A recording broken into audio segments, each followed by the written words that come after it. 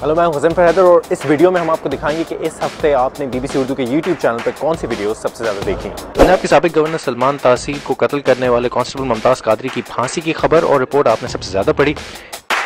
मौजूदा हुक्मरानों ने अल्लाह के अजाब को दावत दी है। इस वक्त तमाम मुसलमानों के जज्बात को सख्त तरीन ठेस पहुँचाई गई है और हमारे जज्बात मजरूह हुए हैं। इसके अलावा पाकिस्तान की मसीही बरादरी जो कि बड़ी तादाद में थाईलैंड और दूसरे मुल्कों का रुख कर रही है सियासी पनाह के लिए, इस खबर में भी आपने बहुत ज़्यादा दिलचस्पी ली। और इसके अलावा मेरठ की एक ऐसी कम्युनिटी जो हिंदू और इस्लाम दोनों मज़ाहिब पर अमल करते हैं, इस पर हमने रिपोर्ट की। ये रिपोर्ट भी आपने बहुत ज़्यादा देखी।